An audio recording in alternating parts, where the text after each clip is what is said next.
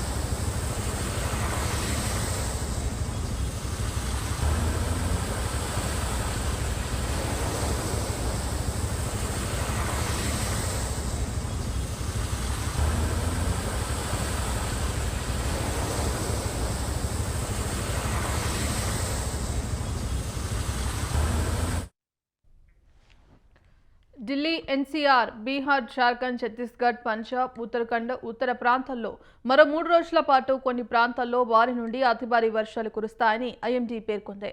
ఒడిశా, తమిళనాడు, పుదుచ్చేరి, కార్తేకల్, ఉత్తరప్రదేశ్ మరియు పశ్చిమ బెంగాల్లో కూడా ఇలాంటి పరిస్థితులు ఉంటాయని అంచనా వేసింది. తమిళనాడు, తెలంగాణలో ఈరోజు తేలికపాటి నుండి మితమైన వర్షాలు కురుస్తాయని వాతావరణ శాఖ తెలిపింది. రాబోయే 5 రోజుల్లో కోస్తా ఆంధ్రప్రదేశ్, యానం మరియు కర్ణాటకలో ఇంటీరియర్ వర్షాలు కురుస్తాయని కూడా తెలిపింది. ఉత్తరాఖండ్లో మరోసారి క్లౌడ్ బస్ట్ సంభవించి ఒక మహిళ మృతి చెందింది.